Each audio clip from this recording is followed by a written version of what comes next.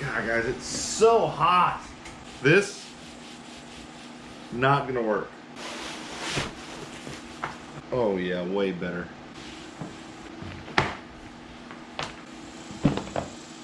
Much better.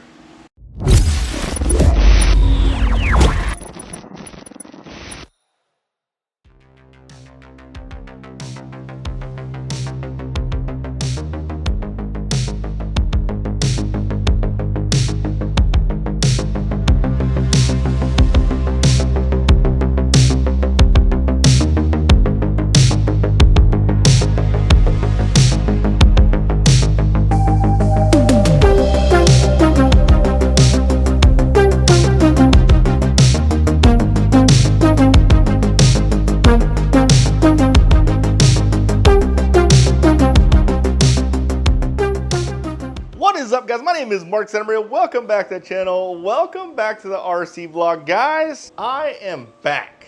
We're going back to Nitro, guys. The reason why we're going back to Nitro is July, I turned 40. And that means I can run 2 classes with 1 car. So I only have to maintain 1 Nitro car to run 2 classes, which is what I like to run anyways. Oh, it is time, guys. I've been looking forward to this. I mean, yeah, turning 40 kind of sucks, but there are some perks. But today, guys, I'm gonna tell you the single most important piece of advice I can give you when dealing with Nitro cars, especially when it comes to racing. And it's this guy right here.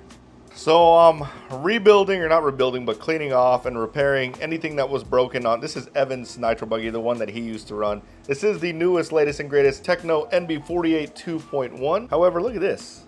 Evan freaking broke a motor mount. Freaking insane. I guess he chassis slapped so hard and just snapped the motor mount. I have a new one, so we're gonna put it in there. So the best advice I can give you guys is do not go cheap on your engine. I highly recommend, a lot of people are gonna get mad when I say this, a lot of people also agree, but I highly recommend you stick with OS-based engines. Now there are several different brands that have OS-based engines. One is ProTech. The Samurai engine is OS-based. Bullet, which is what I used to run, OS-based. Obviously the Drake engines, those are actual OS engines. There are other ones like iLassie tunes, they're OS-based also. And there's another OS-based engine that we're gonna open up today, and it's gonna be the new engine that I run in my Nitro buggies, and I'm super stoked about it, and I'll show you in just a second. I'm not saying all the other engines suck. Not saying that. Reds is out there, Nova's out there. I just can tell you, I've never run a Reds engine, so I can't speak on that. I've run other engines out there, but when it comes to OS, they're the most dependable. They hold a tune really well. They got great power. I mean, seriously, I wouldn't run anything other than that. But just in general, don't go cheap on your engines. You get what you pay for, and a really bad Nitro engine can truly ruin your day at the track or just your RC day in general. It's not worth it. It's worth spending an extra $100 for the good engine to not have to worry about that. Trust me on this, guys. It's tough. I know when you're building a Nitro car, it can get super expensive, but spend the extra money on a good engine. And I'm not telling you this to make sales. I'm telling you this from the wisdom that I've accrued over the years of doing Nitro, and I've been doing Nitro for a long time. My Nitro pains went away when I just stuck with OS-based engines. Let me show you the new engine that I got.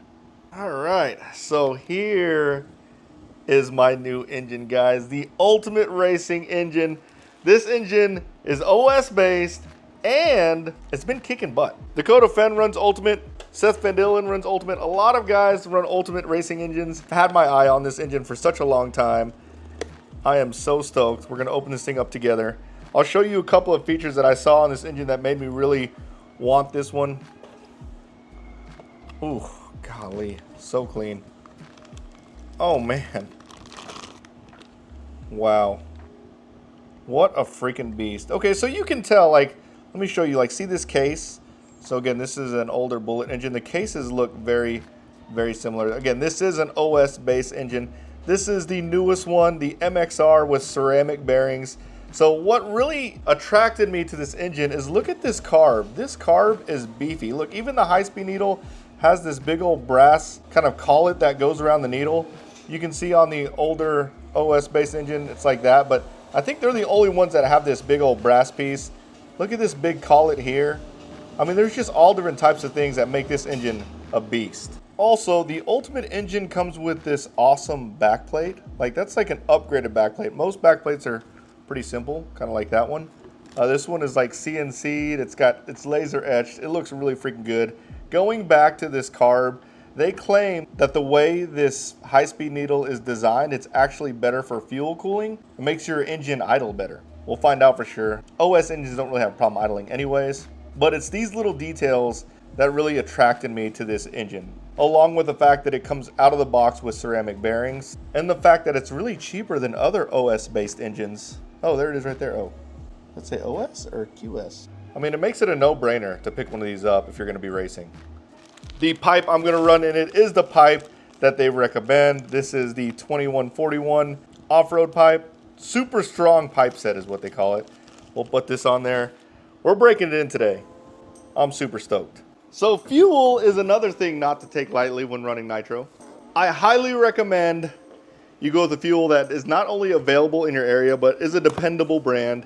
In this case, I'm going to be using the fuel that this engine is made for, the all Nitro Lux fuel. A lot of people ask questions on what type of fuel they should run, 20% or 30%. Honestly, it's exactly what you think it is. 30% is just gonna have a little bit more punch. However, for the longest time, I ran off 20%. Some advantages of 20% is a lot of times 20% has a little more oil content, so it can increase the longevity of your engine. But this is the Nitro Lux 30%. This is the Off-Road Pro 30, Energy 3, very nice. So let me put this engine in so we can start the break-in process. Another question that comes up a lot is a lot of people are doing these oil bath break-ins. I think that's great, especially for that initial startup of your engine. However, I'm old school. I've had several engines last 15 plus gallons.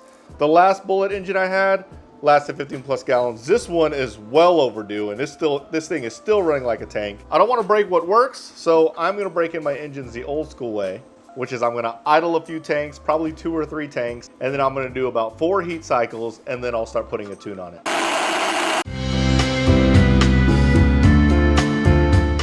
All right, guys, before we get our break-in on, we have a package to open because we're gonna actually need this package for the break-in because I know it's kind of ironic, but we need to charge batteries to fire up our nitro. This one is from a Hitec. Fun fact, my first ever LiPo charger was a Hitec charger. It was the Hitec, I believe it was called the Multiplex. It didn't even have like the balance functionality. It was old school. Love those chargers, I had 2 of them. Oh man.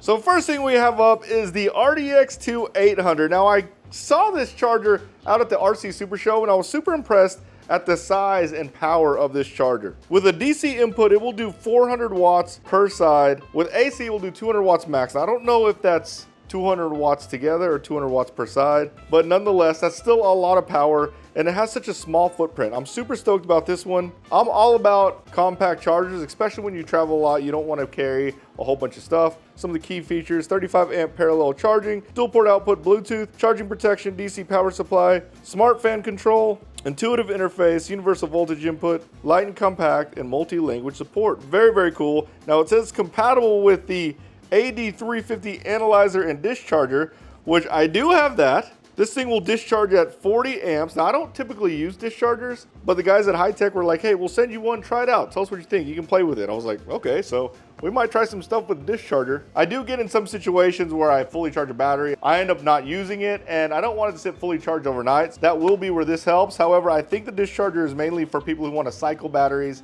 and get the most out of the batteries. But nonetheless, both these things are super freaking cool. They also sent me some charging connectors. This is a receiver charging connector. Looks like the charging plugs are XT60s, which I have plenty of those, which is very, very nice. All right, because I'm super curious to know how this thing works. It looks like this discharger, it just connects to the charger, and then it gives you that functionality on the charger to discharge. So I'm curious to see what it does. Oh, look, you can see my face in there. No reflection. Hey, guys. Camera's in front. Oh, look at that. Oh, look at that. Look at that interface. So it looks like you only discharge up to 2 amps, but I think whenever you plug this thing in, it'll be different. I think. I have to know, because that would be pretty cool if this thing just kind of hangs out by the side and it's just like a little module that enables you to discharge fast. There. Okay, now it's like doing some blinking action here. Oh yeah, look at that. See? So look, now I can discharge at 40 amps. Man, these guys knew. They knew that this was going to be fun and intriguing for me to play with. That's really cool, guys. Not gonna lie. Super cool. Oh my goodness, guys. We have the new engine and pipe all mounted up on a freshly cleaned Tekno MB48 2.1. Look at that thing. Oh my goodness, it looks so freaking good. I love the red accents, the red backplate, the red collar around the carb. I mean, all of it looks great. We're about to get our break-in process started, but before we do, I'm going to tell you the single most important part of a break-in and also the single scariest part of the break-in. All right, guys, so the single most important rule when you're breaking in an engine is every time you turn off the engine and you let it cool, you have to make sure the piston is at bottom dead center. That's super important. I'm gonna show you what bottom dead center is, just in case you don't know. I have an engine here, I took the head off. You can see inside there, see how the piston goes up and down? Basically what you want to do is you want to make sure the piston is at the bottom. That's what they call bottom dead center right there. Now with the engine cooling head on it, there's going to be a lot of compression. So you're going to know when you're at bottom dead center, because when you get to the top, it's going to be really hard to turn. And when the engine's really new, it will actually get stuck up there. If that's the case, you do have to essentially just force it back down, but you want it to be at the bottom here. And the way you can tell that it's at bottom with the head on is you can just move the flywheel. See how the flywheel moves perfectly fine. So what I do is I go all the way in one direction until it stops, and then I go all the way in the other direction until it stops, meaning that it's at the top again, and then I go between those 2 points in which it stops to make sure that it's at bottom dead center. The reason why that's so important is because the sleeve, it actually shrinks when it cools down, and if your piston's at the top, it will shrink around the piston, and it will actually put grooves and keep your piston sleeve from forming correctly. Super important, guys, seriously. Do not forget that. That's the most important part. And then after that, every time you kill the engine, even after it's done breaking in, make sure it's at bottom dead center. It increases the life of your engine for sure. Now, as for the scariest part is the part we're about to do right now. And that's firing it up for the first time. The rule is whenever you're breaking an engine, you want to make sure every time you fire it up, it's nice and hot. I try to get it to at least 240 whenever I fire it up. So we're going to use a heat gun, get it really, really hot. Hopefully it fires right up, no problem. We're gonna idle 3 tanks just to be safe. What that does, it gets rid of some of the mechanical pinch. And then after we idle about 3 tanks, we're gonna let it cool all the way down, and we're gonna do heat cycles. And I'll show you how to do those once we get to them. So we're gonna heat this thing up. When we get to about 240, I'm going to hook up a fuel line to the pressure line. And I'm gonna force fuel into the carb. That way it doesn't start with no fuel in it. It doesn't like turn over a few times with no fuel in it. And then hopefully it just fires right up, so.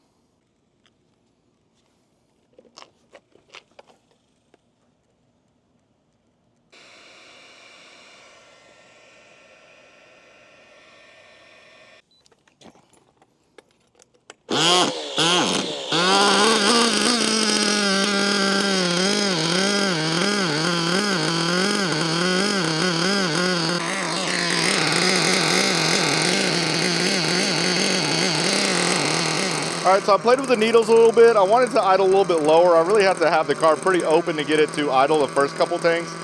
This is probably the 4th tank idling. I did lean it out. It is super hot out here, which that makes sense. You do want to lean it out just a little bit when it's hot because the air is less dense than when it's cold. But how you can tell that it's safe is if you put something out in front like this, you see how it's picking up oil there? Well, I'll show you. See how it's picking up oil there? That means the piston and engine's getting well lubricated. Yeah, see, it's got spit out a lot of oil. Look at that. So that is a safe idle for braking. I'll be honest, guys, I'll probably do one more tank and then I'm gonna start doing some heat cycles. I think it's ready. Look at how wet. I mean, this is just all oil. That's insane. All right, guys, this is the 3rd heat cycle. We're gonna do a full heat cycle on camera, that way you guys can see what it's all about. So basically it was completely cold. I'm heating it up now so I can start it. We're gonna get it up to, I'll be getting to about 250, 260, and then we'll let it cool back down again. This is the 3rd one, so I'll probably do 2 more.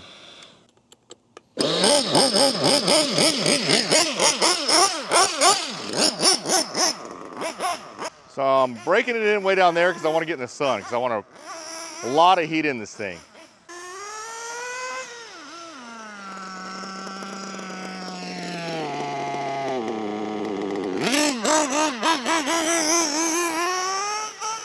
was 240. We're almost there.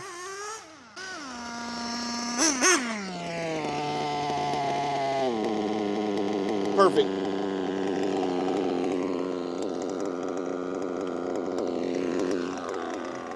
Well, it was like 265, 270. A little hot, but that's okay. Make sure we're at bottom dead center, and then we let it cool down. That's the heat cycle, guys. We're gonna do that one more time, and then we'll put a little more power in her. Whew, that's a wrap, guys. She's broken in, she's ready. She's gonna be in 2 parades for 4th of July, and man, is she running freaking good. Take a look at her. Oh my God, I just need to add stickers. And sorry about the trash in the back of the truck. But yes, I just need to add stickers, and look at her. Brand new body, brand new engine. Oh man, I miss Nitro. Well, that's a wrap, guys. I hope you liked this video. If you did, smash the like button, subscribe to my channel, turn on the notification bell, and you guys will see me next time. Later, guys.